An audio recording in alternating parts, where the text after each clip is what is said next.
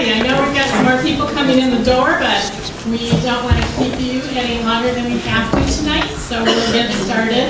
And we still are missing one of our panelists, so we expect him here at any moment. I'm Renee Hesselink, and I'm going to be facilitating the meeting tonight. I am, I guess, the chair of a newly formed committee called the Citizens Advisory Committee to the proposed farmers market. So, you know, if we have follow-up that needs to happen afterwards, you may be hearing from me. So, what I would like to just explain the format tonight. We will have a presentation by Cindy Larson, who is the president of the Chamber of Commerce, and she will give us an overview of, you know, using the boards that you see there. Many of you filled out a 3x5 card, or several of them, to start asking your questions. Some of you may still have questions, and we'll have people going around and giving, you know, 3x5 cards out and then collecting them. We anticipate that there's going to be, you know, several of the same questions asked, so we will group those together and we'll answer the questions. And then there hopefully will be time after that for comments, and then we will take comments from anyone who wants to give them. And we ask that you please stand when you do that and hold your comments to 2 minutes so we can get through everyone. Hopefully we'll have you out of here. You know, we've got 2 hours planned, but you know, maybe we won't need that whole time. So we'll get you out of here as quickly as we can, especially with the weather like it is tonight. So with that, Cindy Larson from the Chamber of Commerce is going to give us a quick overview. Okay. I think it's best to start with where is this exactly. And so I'm going to go to these, really they're the parking maps. And we have 2 parking maps because we've been looking a lot at the parking situation. But I think this will help you to see where it is.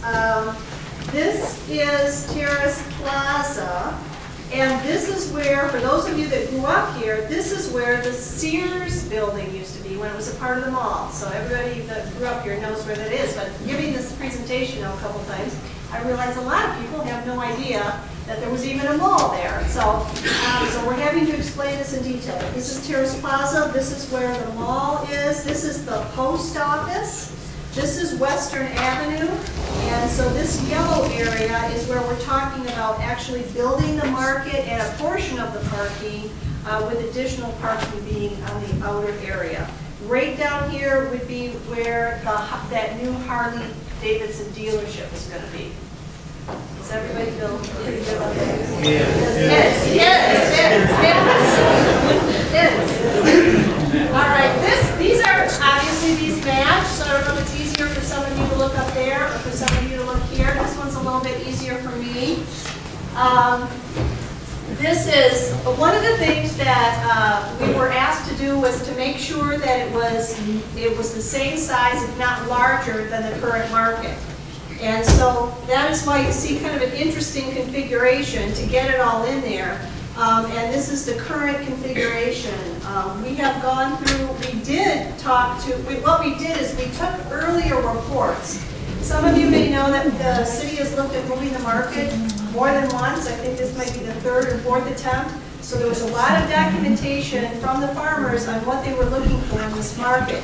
So we took a lot of that information as well as talking with some of the farmers. We're going to talk to all of them at their meeting on Wednesday, the vendors and the farmers. That happens Wednesday. But with the select farmers that we did talk to and the reports from the files, we knew a lot of the things that they were looking for in the market. And obviously what's great about our market is the fact that underneath here is where you walk. And I'm having to explain that to people. So you can see, just like now, the trucks back up, but the people literally walk inside. So we felt it was very important that we don't change any of the dimensions that we currently have in terms of the spacing of the aisles, because that's one of the things people love about this market. But that the market stalls could be a little bit bigger so that each vendor has a little bit more space. And so that's something that the architect did as well, especially after going down there and looking at the market and watching how it operates. And of course, the one thing that's really important that we learned from these markets is the roof. And the roof line and how the truck can pull in, and so the farmer does not have to stand in the rain, which is currently a situation, so that the roof line will go over the back of the truck so the farmer can stay protected underneath. And this market will have lighting, and it will also have places water, so they can be a little bit cleaner than they are, or there's a place for them to clean things. There'll be lighting as so for the early morning, as well as it enables us to do some nighttime events. And then the other thing that was really important is electricity, because I think that that's something that's a big complaint. If we do want to have vendors who want to do things that need refrigeration or need a place where that they can just plug in, so they don't have to bring generators and they don't have to bring refrigerated trucks, this market will have electricity. Now that we're just really getting out, as you know, this is our first big public meeting. We've had some little meetings here and there just to try to get to this point. But one of the new ideas that came on later, and that's why we're really, really excited to hear your ideas, was can we make this solar panels? Can we make the rooftop solar? So we're looking into things like that. I think you mentioned that everything's going to be recorded today, right? Yes, okay, so that we can capture some of these great new ideas. This is the area here, and this still needs a little bit of work. If you can see where we're talking about an indoor market, just a small one, an indoor market that can run year-round, and then attached to that is what we're looking at as a community kitchen or a kitchen incubator. These are something that we don't have anything like that here. They are in different places. We don't know of any place where there's one connected to a farmer's market. There must be somewhere. But the point of the community kitchen is that not only will you teach people about cooking, it's a place for food businesses to prepare food for sale. And that's very important when you look at what a farmer's market can do for a community.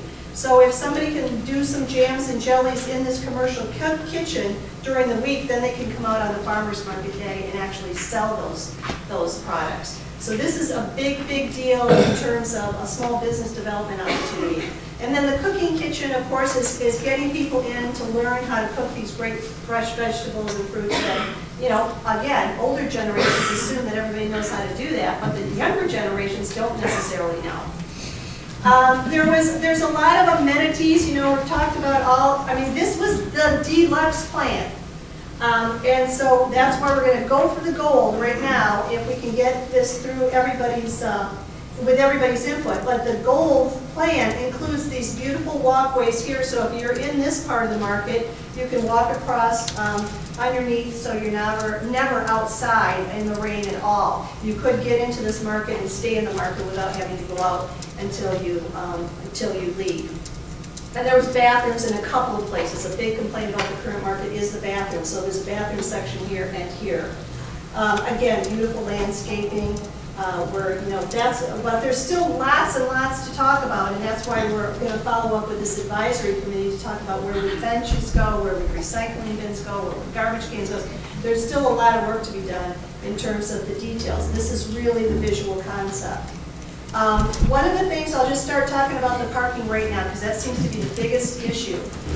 On the site that is going to be owned by the city, and this is going to be owned by the city, is some parking, mostly parking for vendors and parking for customers. I think if I recall, it's like 75 places right here. But within the same distance, and that's when we got 2 maps, we got everybody walking around, I got people who aren't even part of the project saying it's Google Maps. 5 people called and said they literally walked this area to start counting all the parking places. And yes, this adjacent lot is important. It's the Baker lot, and the city does not own it. Baker owns it, but it is available to us during the peak market hours. If you count just to here, these arrows, not out to, just stopping it right here, we have as many places for parking as the current market.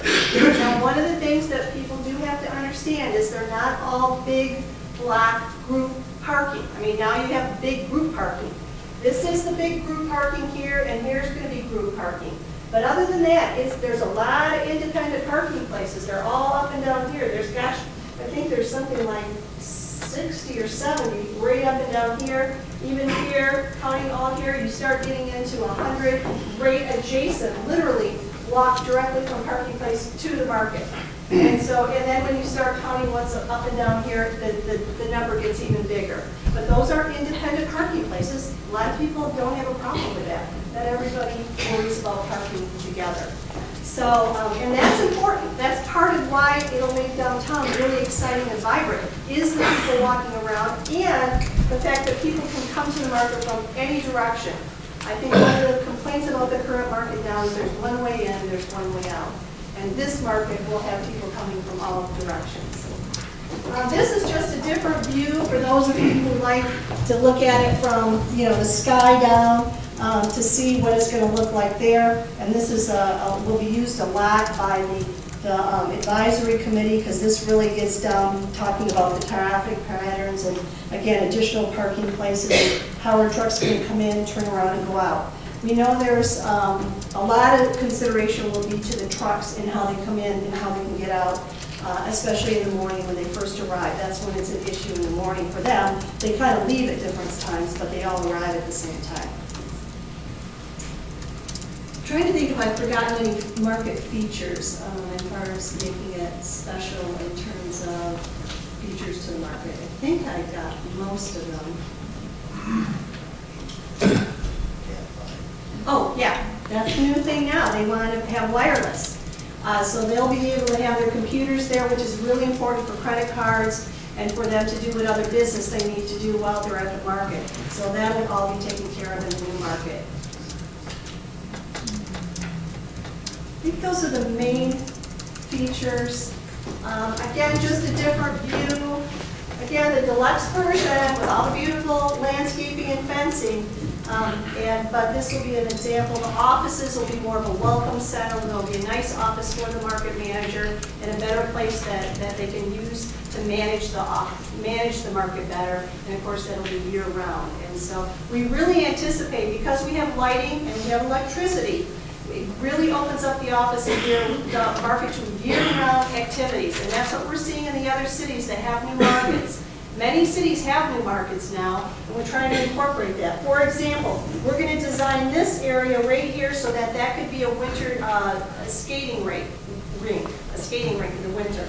And then, of course, we're picturing, again, different types of events will be used at the nighttime. That's what we're seeing in other places. There's more opportunity for craft fairs. There's more opportunities for different types of markets, because this facility will be centrally located and can, you can capitalize on other things that are happening downtown.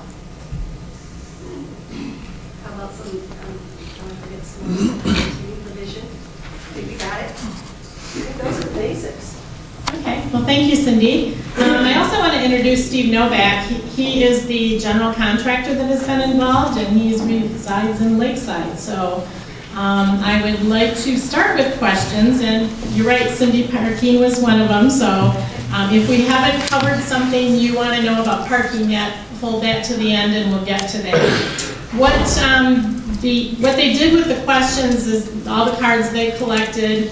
Many of them were duplicates, so they've summarized. If you had a question and we don't get to the depth that you want us to, again, hold that until after the Q&A time, and we will allow time for that. So, first question, and it's about jobs. Will the market create new jobs to save downtown?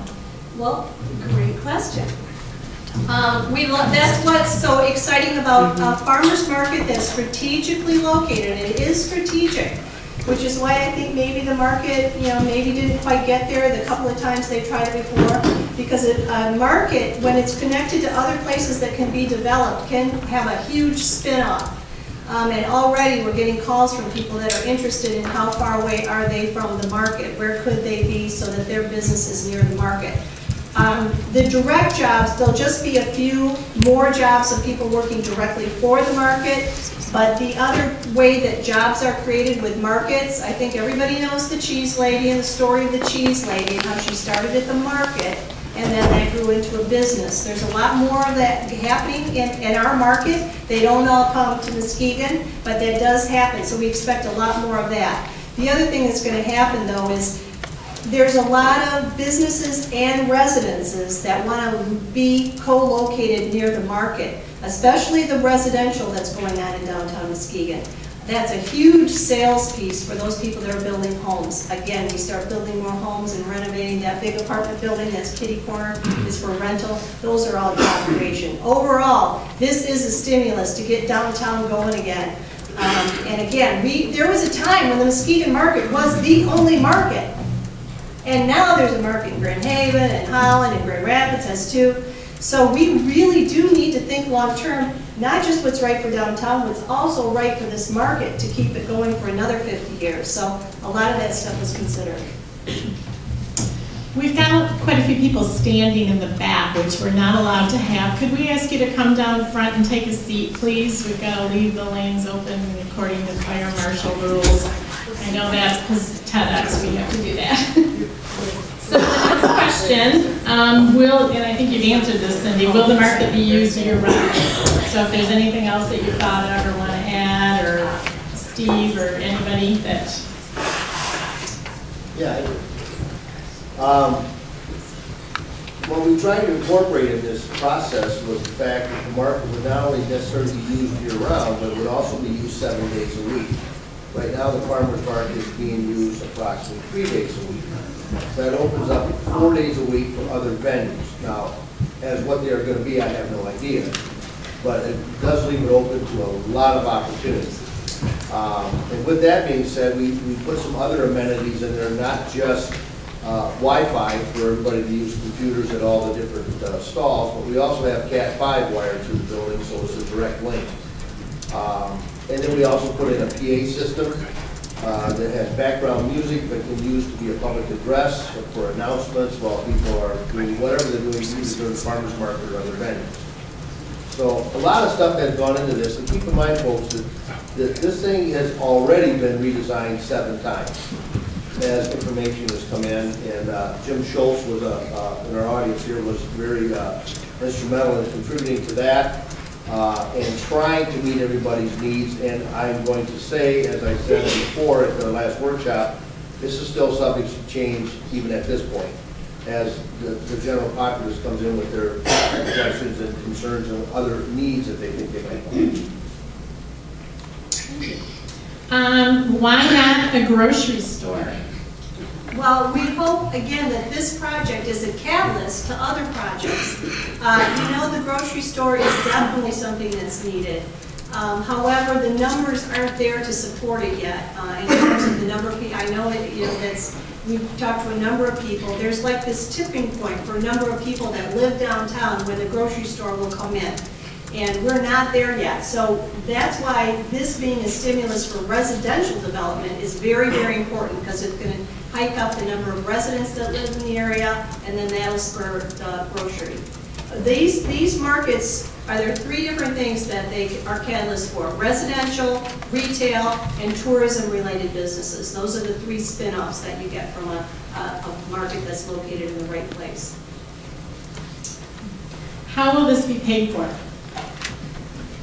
I wanted to bring the pledge cards, but some people said it's too early for that. We are trying to get all of this donated. I think that's an excellent question. I don't know if anybody asked that. The reason we want to get every penny donated is so the city owns this free and clear, and they don't have to worry about any debt. They can put any money that they make on the market into more market activities. That'll allow them to add staff as the market gets busier. It's very important that the city doesn't have any debt on this thing. We have some major philanthropists that are very interested and willing to give us a significant amount of money, which is why we kept going, which is also why we had to get drawings, so we could ask people if they're willing to do it.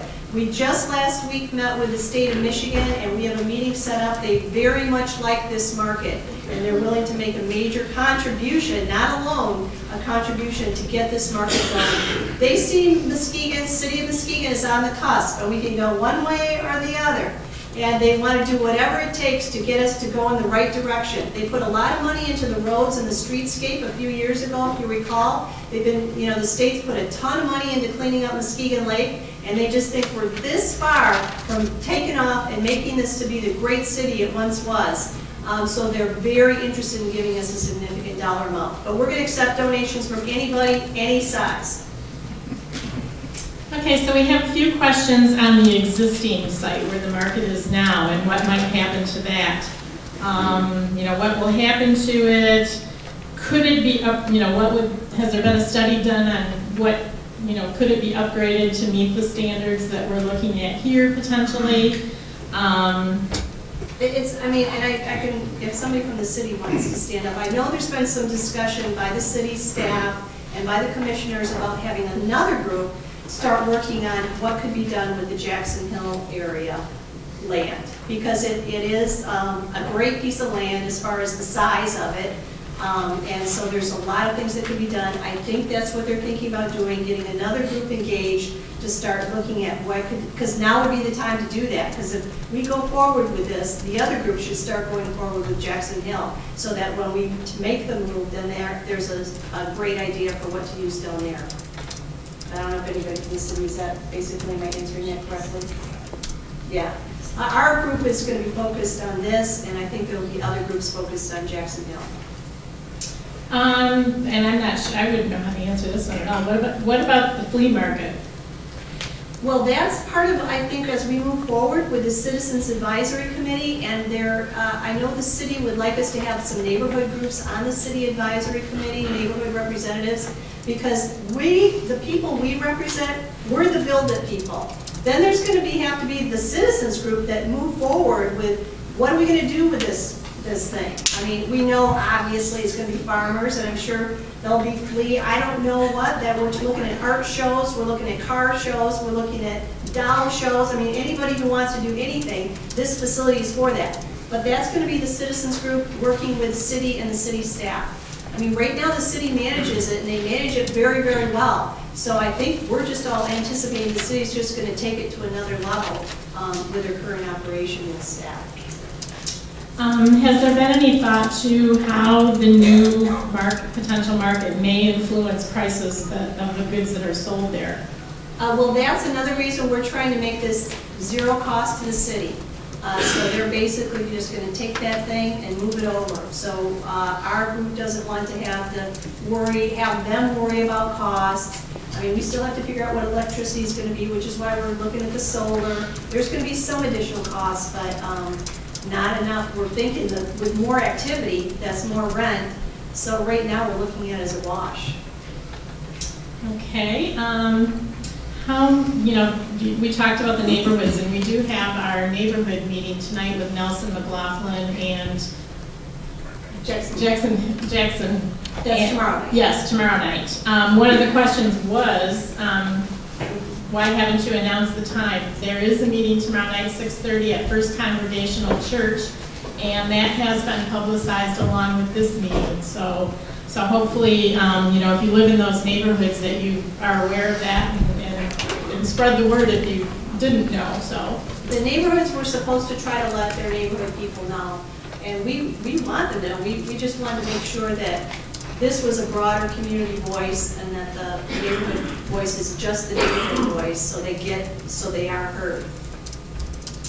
One more neighborhood, Jackson Hill, where the market is currently located.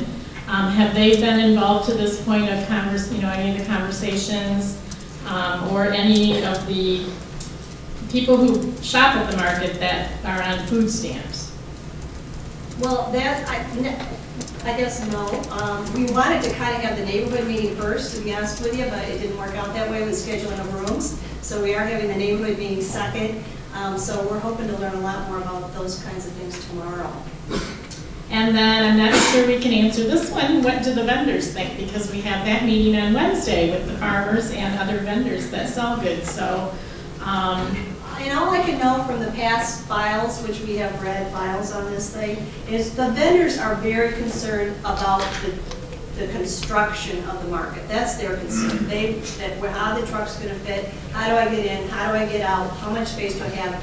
Those are what the vendors care about more than anything. The other thing that we've done for the vendors when we designed this thing is several, as a matter of fact. Number one, we expanded the sites.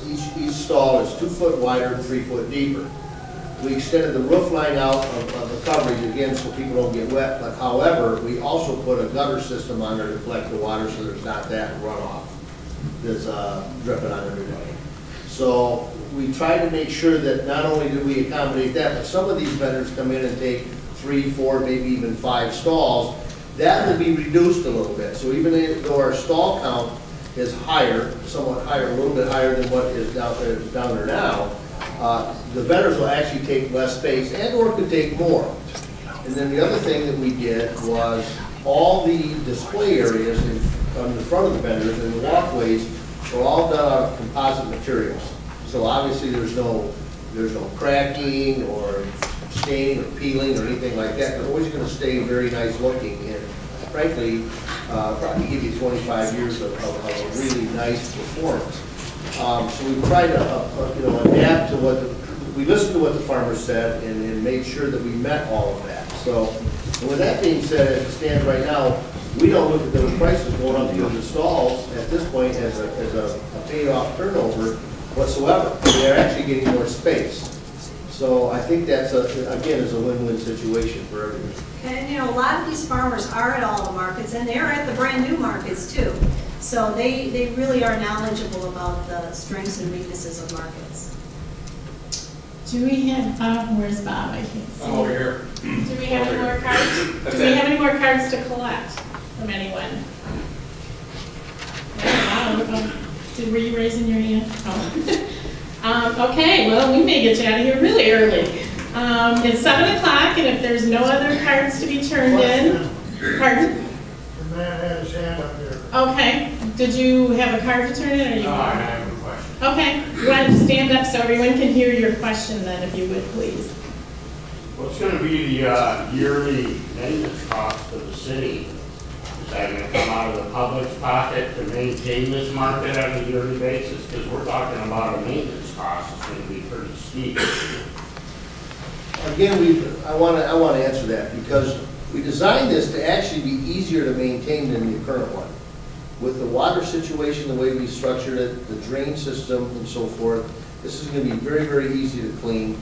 All the steel building materials that are going to be the composites to this whole thing are all baked enamel that will probably buy you at least 25 years. It's going to be actually easier to take care of than the current market that you have now. We don't anticipate if anything, there'll be a cost savings, if not any big amount, but because this obviously is a bigger site as far as the vendors go and their locations. And I also look at the amount of electric. The only thing that we can see going up a little bit is going to be the electricity and probably a little bit for the water because the city has to pay for water. They don't get it for free. But the water is going to be primarily used for cleanup at the end of each Saturday or Tuesday or Thursday. And the amount of power that they're actually used, I think, is going to be minimal. It's only going to be used during the times of the actual farmers market being open. And the other thing we had to address on that was the fact that some of the vendors were having issues with the health department and so forth based on certain products that they had to keep cold and or keep hot. That's why we wanted to make sure we brought power to every stall so they can plug in coolers and or heaters and so forth. So other than that, I mean, I don't see where the cost, you might have a little bit of more cost in cleaning of restrooms because we put a full set of men's and women's public restrooms on one end and the other end, which, keep in mind, folks, there was nothing in downtown Muskegon that would accommodate that for as far as public restrooms. So this is a huge addition to this site. Again, lends itself to a lot of other venues.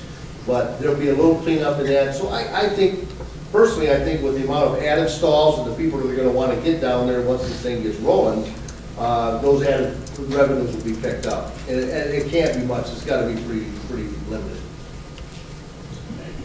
And if you give me a few minutes, I could probably come up with the exact time to clean a restroom. So, anyone else? Yes, right here. Yeah, why was this site selected versus, say, the Carpenter Brothers site at the other end of Wester Avenue, where residential already does exist, as opposed to what may happen in the future? Oh, we forgot to mention that. Accessibility is, it was really important, and density to stimulate downtown development. We have an awesome downtown. If you look at the list that I brought, about how much investment has been here, $120 million invested in downtown. Yet people don't see it because it's too spread out. And we needed to pull it in, and then once you pull it in, it'll start to grow out. There's a lot of studies that have been done about downtown's this core, and then it starts to grow out again. And so we needed something in this particular location, but it had to be really accessible by car, by foot, and by bus. To the point of someone else about people who making sure that everybody gets to this market. Having the bus station where all the buses transfer right here was really important, and we're going to try to figure out a way to even walkable, make it real easy for people getting off the buses here. Or we may have to look at the buses, certain buses may stop right here, we're not sure. That's all the stuff the committee has to work out to make it real easy for people coming by bus to get there. So that was one thing. And then we went around and around and around in terms of that and had people who really know the city inside and out. I like to talk about Jim Schultz, who's helped us on this. He does a lot of the landscaping downtown, and he was a former police officer, and so he knows every inch of the city, and he's one of the people that started helping us identify really good sites. And this whole issue of the parking, and the whole issue of, there were lots and lots of things that we had to think about in terms of good location. One thing I wanted to add here in talking about this and the ease of using this site is the other thing we incorporated in here is that obviously when you're down at this farmer's market and you're buying 2 watermelons and a bushel of tomatoes, that's a lot of weight to carry to any distance around there. So what we did is you still have the drive between the truck locations to come in and pick up your products. If you're going to buy shrubs or flowers or whatever, they sell a magnitude of different heavy things. Obviously you're not going to cart them. We figured that parking area was within 530 feet, approximately almost 600 sites or parking spots within that distance. But with that kind of weight, that's a long distance for anyone. So they'd still be able to drive through in those areas, pick up their products, load their car, and drive out easily and safely. So that was one of the key things that, again, was considered when we were kind of laying this thing out. So. And the other thing, I think, when you know the new festivals that are on Western Avenue and how successful they've been in terms of people enjoying the environment, and we knew that festivals will work in this location because we've already putting festivals there. So I think that was another aha in terms of figuring out where a good location. There were lots of things, and we went around and around and around, and this it landed there.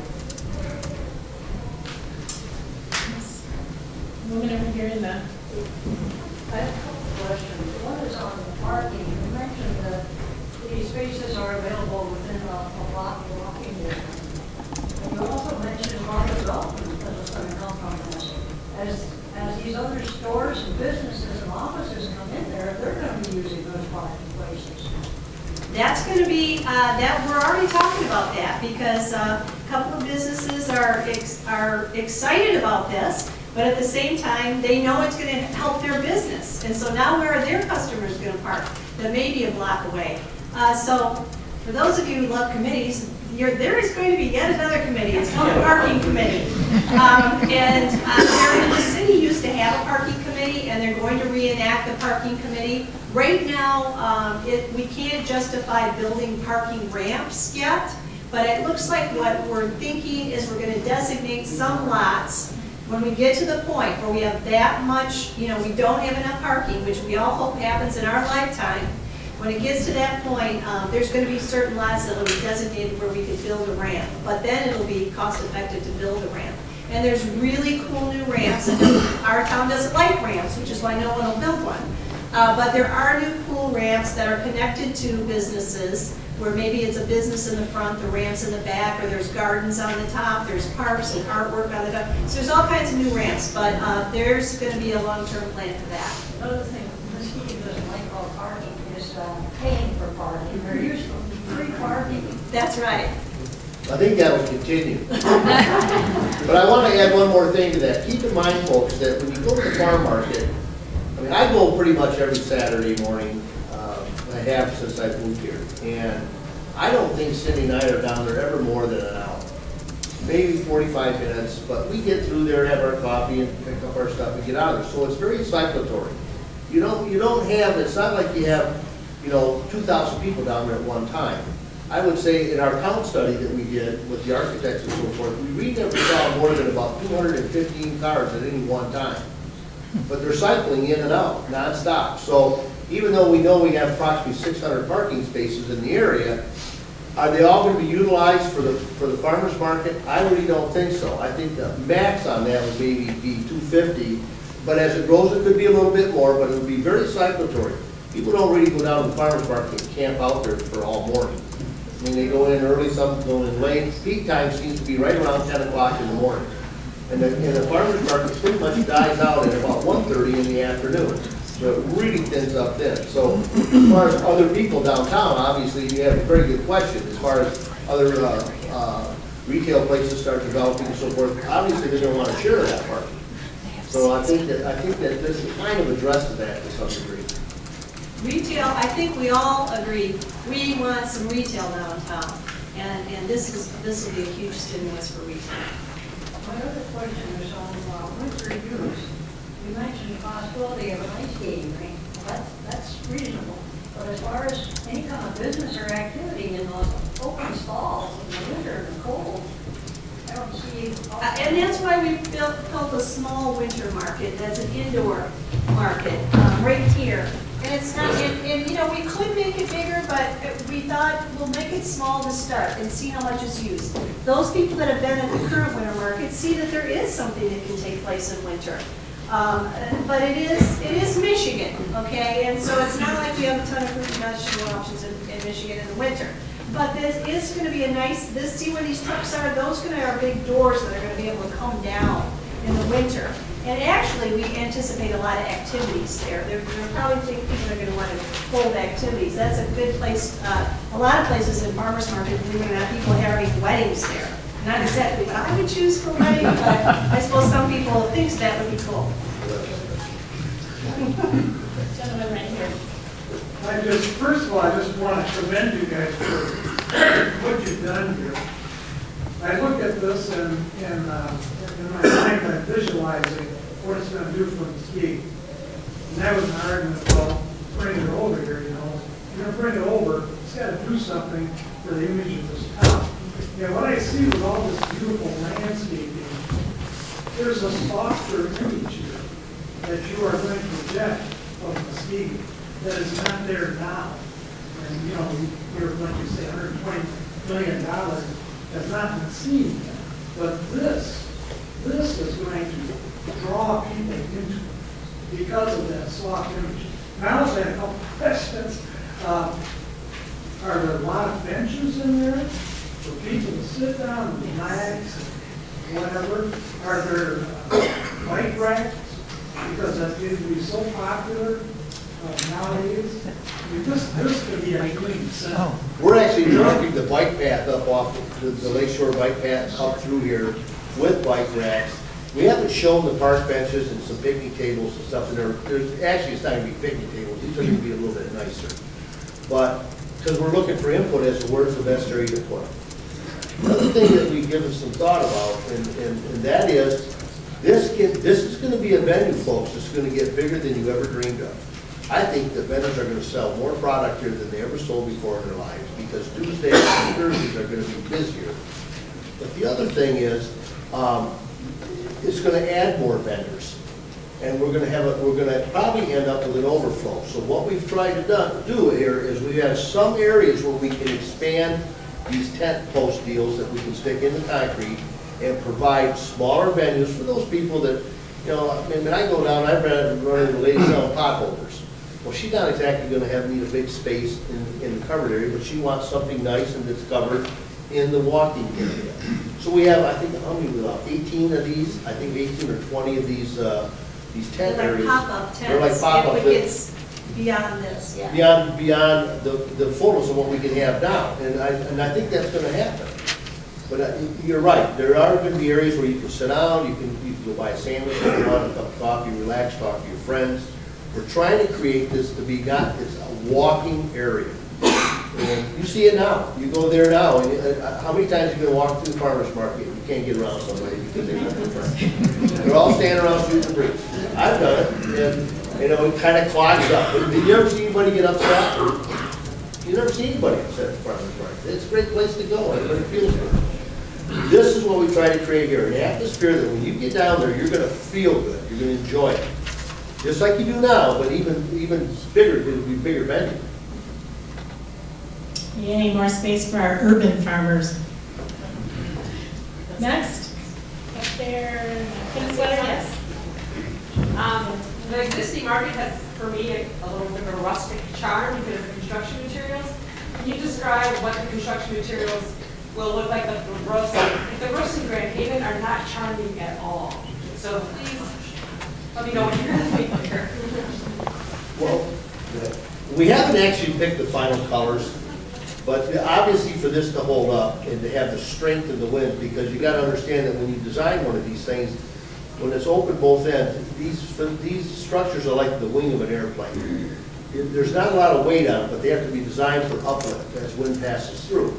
So they are going to be steel, and they are going to have standing seam metal roof that is going to be decorative, architecturally pleasing. We don't know what those colors are going to be yet.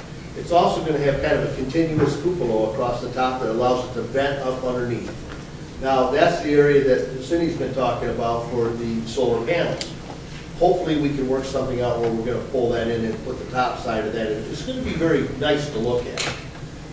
And then the crossovers are decorative arch steel that's covered on the inside. It's going to be very decorative, kind of pricey, but very nice. And the main entrances are going to have the same thing. It's going to be very decorative steel. Now this, you know, I'm not saying that 10 years or 15 years from now you might have to give it a coat of paint. Not the roof system, but probably the underneath structure.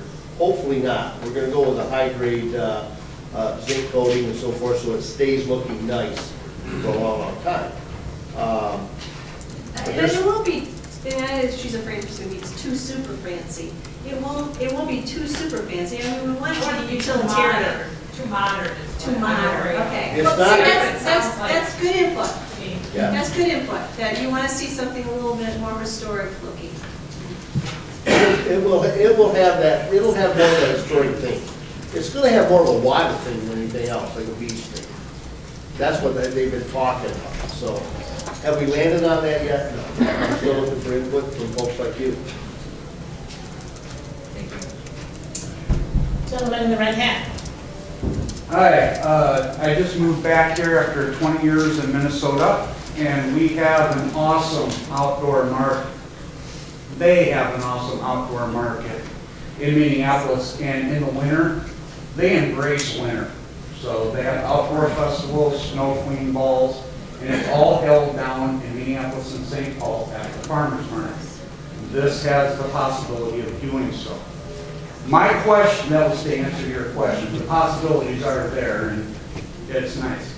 My question is the interaction between the city and the development of this property. Currently, the city traffic wants to rip off all the stoplights, or the vast majority of them, out Webster, out Muskegon, and all this is going to do is big influx of traffic into downtown. It seems we have a bad problem with right hand not talking to the left hand. And how is that in of itself being addressed so all parties involved? It's traffic. Cindy, can I jump on the traffic light thing? Yeah, I think people saw the original traffic study. There's one traffic light coming off of Webster and 7th at the other end of the heart of downtown.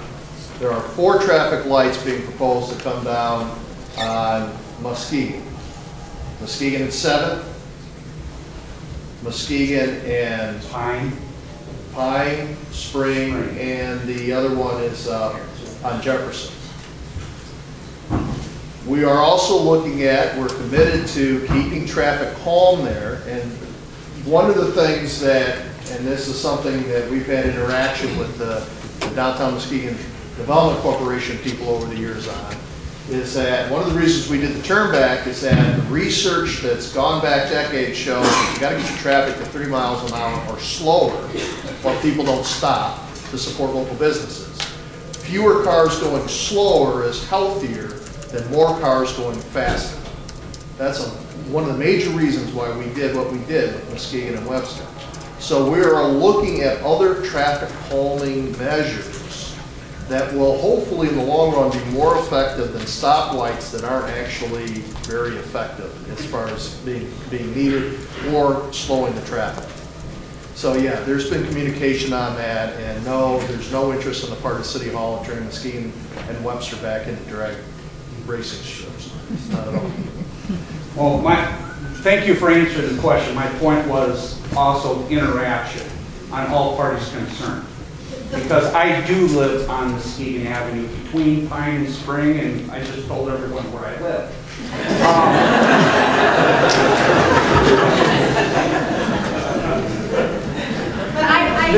The city seems to have a problem from my perspective of not being able to integrate everything into a master plan. And that is my big concern. When I left 20 years ago, I had my date with my wife at Sears. You know, now we're talking about a farmer's market. We've got the traffic issue. We still have vacant lots from the Pine Street fire in 1891. My concern is being open and honest with all parties involved, and we don't chase our tails for the next 30, 40, 50 years. And I hope it works. It looks beautiful. Thank you. And just a little bit to that point, and that is a good point.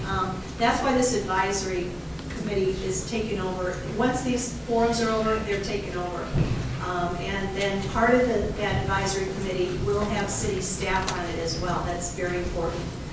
So it'll be a combination of neighborhood, people who are authorities on things. We've already gotten disability awareness has volunteered to be on the committee to make sure this is very accessible to people. And Renee is very much known for green sustainability. She's an expert on that. So we're going to have a mix of experts, citizens, and city staff. And they're going to meet intensely for a few months to finalize this so that we can go and try to get this built next year.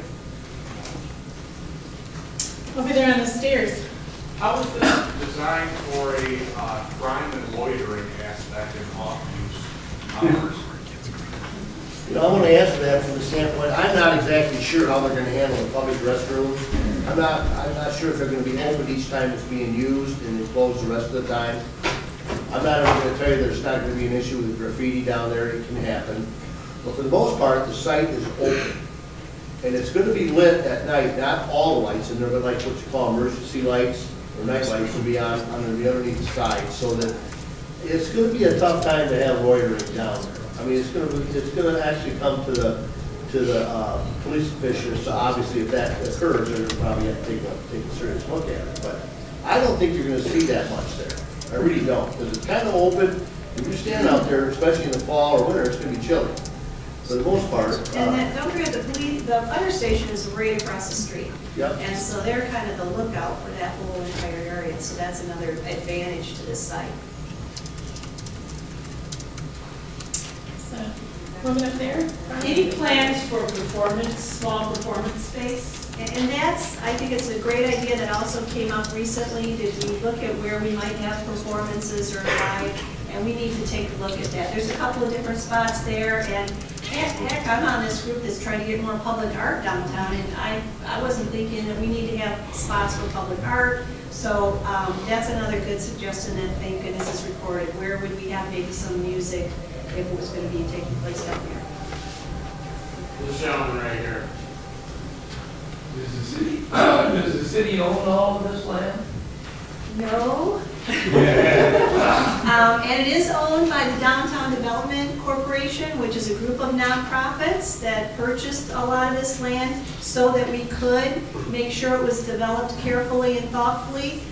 So at this point, we would like to get enough donations that we might be able to get a little bit of money back for this land, because otherwise we're going to have to donate all of the land. We've already put a couple $1 million into this downtown in these nonprofit groups, so it would be great if we could get a little bit of that back. Anything we get back is going to go right back into another project. That's what that group's all about, is they're just trying to make things happen in our city, not just downtown. This group is just downtown, but the people who invested in it want to make stuff happen all over the city. So it'd be great if we got some of that money back for future projects. Another question, will these parking lot places be available free of charge, like on, when there's a festival downtown and when the 4th of July, or are they all going to be paid parking lots? Are we going to make it available for people who can't afford it to come downtown and pay to have a place to park? Well, we know that Baker's policy is to not charge, because they do feel like they're a community partner. And so they don't want, that's what how they see themselves as an organization. Now, again, another key parking lot is PNC Bank, so that's once we get through this, that's another meeting we're going to have. I can't imagine they would charge either, because let's face it, they want customers, and I'm one of their customers. So we're going to have those meetings are going to come. I can't help but think you might find a private lot, a private owner, who might put a thing on there, and I mean, then all this parking place is part of the farmer's market. no, that'll all be free, of course, yeah. Okay, that's what I want to Oh, absolutely. Right, city? Because the city's going to own this when we're done. Yeah, anything you own will be free. Yes. Yes, go ahead. You keep referring to the league, and then you say that it's a group of nonprofit organizations within the community. I'd like to know how many nonprofits are involved with this development, and if they're affiliated with the Community Foundation that just received $500,000 in minority food money for people who are located within the communities that you're taking this market out of, which seems like a very backhanded kind of deal that you would, solicit donations from the Kellogg's Foundation, $500,000 because of the lack of food access and the minority food needs in those communities. Yet, at the same time, you have the same nonprofits working in a development to take sustenance out of the community.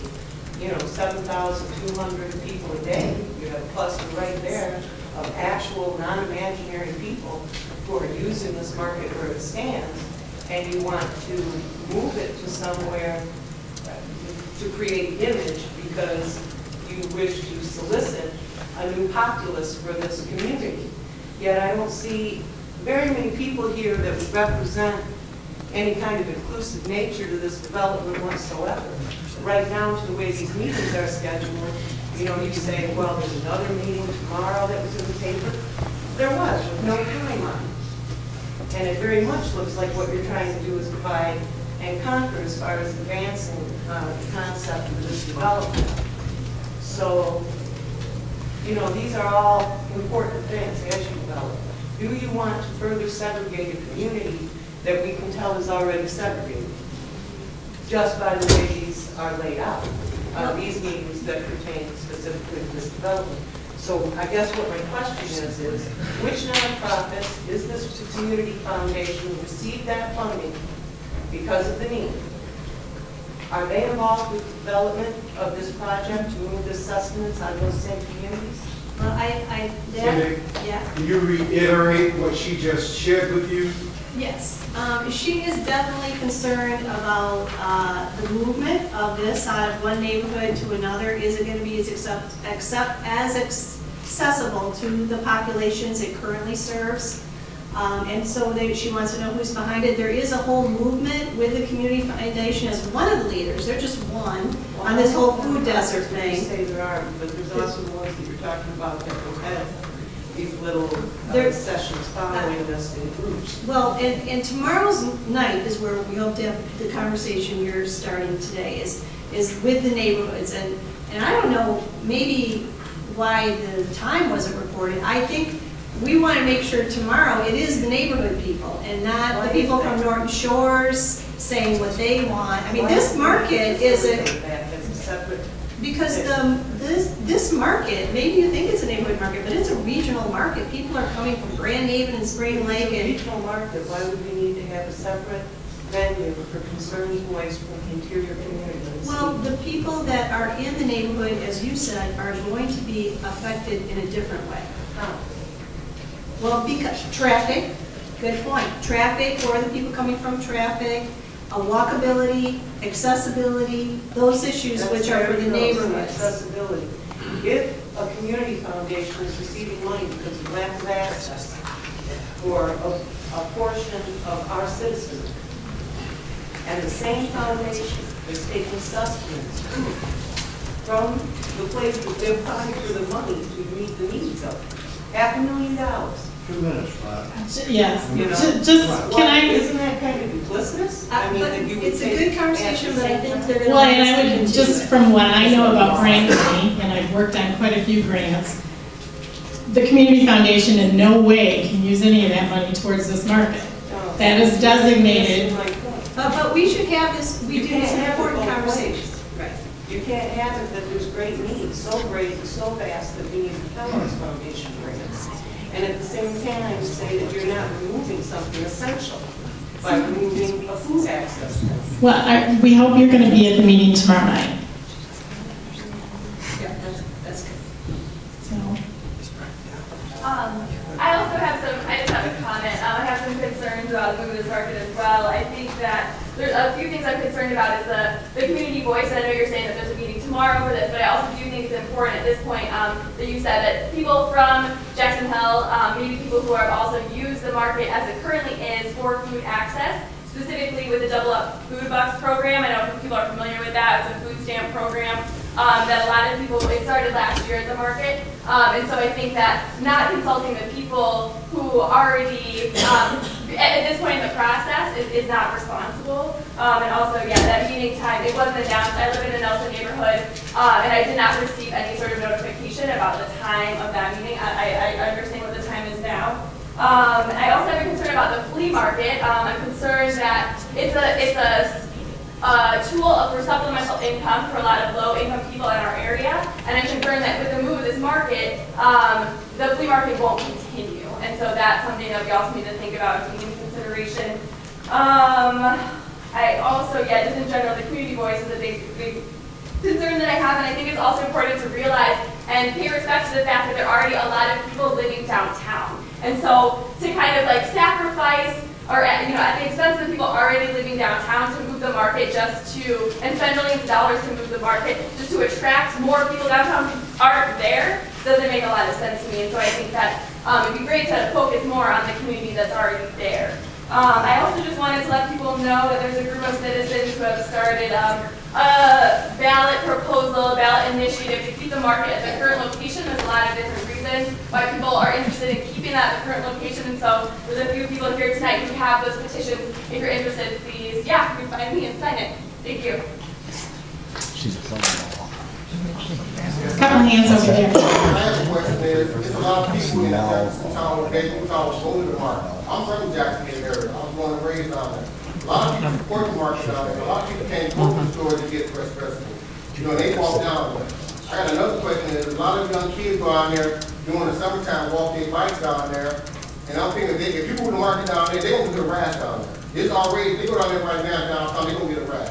If you see 50 young black kids down there, the police going to harass them. Down there where the market is right there, they don't get a rash. There's never been no fight, no killing, no stabbing, nobody getting around down there. If you want to put the money, someone put the money in the market where it is right now, keep the market where it is right now. We hope you will be there tomorrow night also. I will. Right in front of you. Hi. Renee, I know you as the person who brought TEDx to town, and I'm very grateful because that is a world-class paradigm. I admire the fact that the farmers have been spoken to. I admire the fact that this market has been redesigned 7 times. I also admire the fact that it's much better than the Fulton Street Market in Grand Rapids. Compared to the new Doma Market in Grand Rapids, which had a budget of $23 million, it's not quite that. And we don't have a population to support that. Well, did you see Grand Rapids just reached 1 million? Right, yeah, we have 173 million people in Muskegon County, and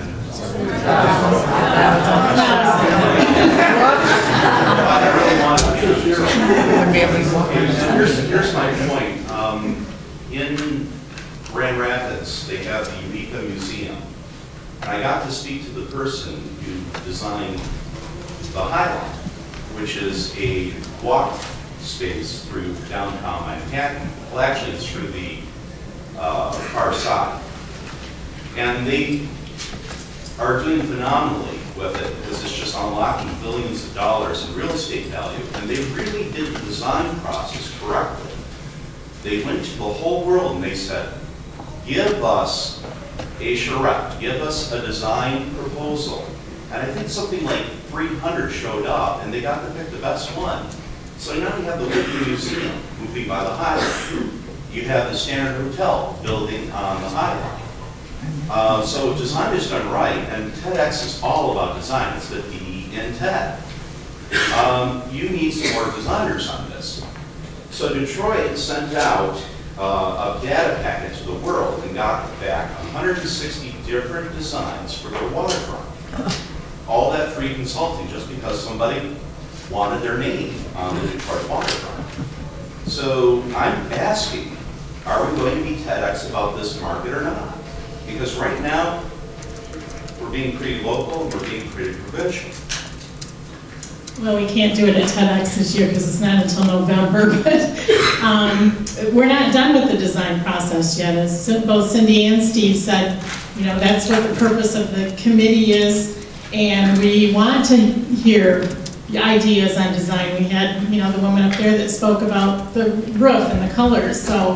The question is, are we inviting the world, and we're not inviting the world? Well, one of the things, just unfortunately for some of us who've been working on downtown development for a while, the downtown development, we have been inviting the world, and unfortunately, maybe some of people have forgotten, because we started 10 years ago. But one of the places we started was in this room. I think we've had downtown development consultants from California, we've had downtown development consultants from Boston, we've had them from Chicago, and we've had a series of charrettes. We had a huge thing called Imagine Muskegon. So there, as far as the overall downtown, we have had a lot of input on that. And I think in working with the city, that's why this idea of the farmers market is not a new one, it's an old one. And so anyway, so if you do have a chance, please go on the city website and look at some of the plans that had a lot more broader involvement. And I like the idea, and it may not happen for this particular project, but generally speaking, it's an excellent idea. But do go on the WID city website and look at some of those imagined plans and study them thoroughly. Because it's important that we're all aware of them and that they're out there and that we are following those plans. I want to elaborate on that just a little bit too. Keep in mind that we had to start with something. I mean, what we proposed to the city and to all the citizens of Muskegon and the surrounding area is this is a baseline. And until you can walk in front of a group of people and have some kind of layout, some kind of idea how this needs to flow, and we had to use a lot of ideas from other farm markets, obviously locally. We didn't really have time to take this worldwide, which I would like to do because obviously you get a tremendous amount of input, and it could be different. But that's why we're here tonight. And keep in mind, folks, if you got 7,500 people that use this on a Saturday on an average, and it can even be raining and you got that many. And I think this is going to increase. So keep in mind that it's a diverse area from all around Muskegon. It is the Jackson Hill area, it's North Shores, it's Roosevelt Park, City of Muskegon, all the way around. I mean, there's a lot of people using this thing. And the other thing to keep in mind is the average person there, I think the statistics show, spends $20 per person. That's like $150,000 every Saturday. And I think that will grow. And with that being said, you know, that's what makes this so exciting for everybody. Now, is there some change here? Yes. Is it hard for people to accept change? You bet, it always is. However, if you're part of putting in your input and making that change be good to help everybody, that's what we need to do. Right now, like we said earlier, the whole thing is being funded privately, and it's going to be handed to the city for $1. Now, this, guys, is a home run for the entire community, not just any one facet. Now, how we get there, you know, that's where we gotta come to consensus. May I ask you another question? Sure. Well, my thought is some of the things that you presented are really beautiful. Some of the layout and so forth. But the whole matter of all of this money being spent for something, I know you said there's going to be other uses too, But I think that we could do something else with this land downtown in Muskegon that would attract tourists. Tourists aren't going to come from Indiana, Illinois to come to our farmers market. But if we featured the arts, Muskegon Museum, Art Museum, does a wonderful job with glass, showing glass work. And if we could have a separate building over there, it doesn't have to be connected with the present museum. A building to showcase glass, which the museum has and could be increased. And another museum, there's one in Toronto that showcases just ceramics. We could draw lots of people into this community, and we could spend some of this money that's going to go to this farmer's market to help the community college to locate their art building downtown. There's so much to be done that would attract people to Muskegon, and the farmer's market can stay where it is and do great and have some improvements there, like the refrigerated area and some other things that improve that. And we could fix up that farmer's market that we have and spend all this millions of dollars downtown for the arts. Well, you're focused on the arts, there's no doubt about that. And I think that's a good idea. I just have a couple of questions. The gentleman over here had mentioned that this was a local design. Is it a local? Is the firm from Muskegon? No, the firm is actually from Grand Rapids, but they're collaborative with a firm here in Muskegon, which is Soils and Structures out on Vancouver. Okay, but the design? Yes, the initial design, well, there's been 6 or 7. And I just would like to reiterate that I agree. I think that's a fabulous idea to open it up. I mean, obviously, you don't have all the time in the world to do it, but if you have a real interest in obviously you do in this, it would just be a good idea to get more of the design community involved in this. I mean, it's a very specific layout already that you have, so why not open up just the cross-section of the structure? And you can do that. And that's what's so interesting about this. If you were to go out to the general public and open this up for design, because anybody can design anything, but somebody has to come back and structurally make that look like that. I'm talking about But professionals and anybody else, I mean, there's a lot of people that have a lot of talent that can come up with really neat designs that fit the community. Like I said, this was just a baseline. That's wide open for that.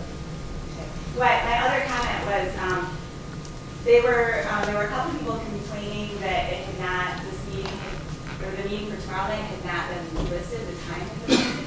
How was this meeting advertised? Newspaper, Facebook, and social media. This is not a closed meeting, right? No. I mean, anybody can come. So if this isn't a defective group, I don't understand because everybody is invited, correct? I mean, everybody was invited to this meeting. And I don't know, I did go on some of the Facebooks of Nelson neighborhood and that to make sure it was on there. I thought it was on there, but anyway. I was a small piece of land pretty close to this and and what I worry about, I'm kind of in favor of it personally, good to me. But what I'm afraid of is we start a residential area down there. And there's no sense of moving the market from one residential area and making another residential area. Because we bought the land with the intent it would make money and be commercial and have buildings on it and a Space Needle or something like that. So, I mean, anyway, so you bought with the arts and everything in mind down there. And is the rest of the land around Western and Clay and Muskegon, all that, going to stay commercial so we can keep the values of our commercial property up, I would say. Yeah, and that's the idea, is this is the catalyst to get more development in that general vicinity where your lot is. And so, yeah, that's what this is really all about. And you're going to hold to not have, I mean, apartment buildings are great, but if we build everything in the housing, we've just made another neighborhood. Are we going to hold? It's a different kind of housing, though. It's a dense housing, and that is a good mix. And when you get you got to have the mix of the residential, the retail, and the recreational tourism type things. It's a delicate balance, and I wish it was easy to do. It's not easy to do. change is difficult. I want you to consider people who don't drive, people with disabilities, people who don't own vehicles. The move potentially could help individuals do one-stop shopping going downtown. You've got one transfer from the bus. You can go to grocery, you can go to a restaurant, you can go to your banking, you can go to Social Security, you could go to Michigan Works, that's going to be moving down there, to Michigan Rehabilitation Services. Right now, where the market is, I go to the market just because I can on Saturdays. I love that market. But to have it moved that's easier for people to get access to and have one bus transfer instead of having to transfer out is going to be much more convenient. So I just want you to think about that when you think about the move and why it shouldn't be. Think about other reasons why it would be beneficial. For those of you who get in your car and drive, you don't think about those sort of things. I have a question about the funding. If for some reason you can't secure all the private funding, for whatever reason, you fall a little bit short, is the plan to either scale back on this deluxe model, or is it to wait until you do have all the funding so you can sell it to the city debt-free? We're going to go. Right now, we're thinking, we got a lot of people, positive energy people, and we're not thinking about not getting to the funding at this point. We've got to focus on getting all the funding. I mean, to be realistic, there's a couple things that could be cut, and Steve's more aware of those, but our group right now is trying to think so positive, we don't want to go there yet. But he has a list of things that could be cut without really hurting it is functionally, but we don't want to go there yet, because we want to just have the best market ever.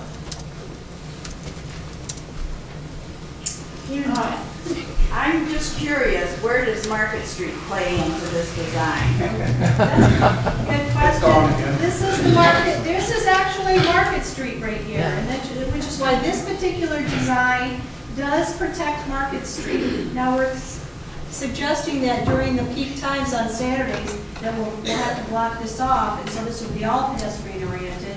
But even during, that's why this is the crossover, so we can keep Market Street open if possible. Now there's some people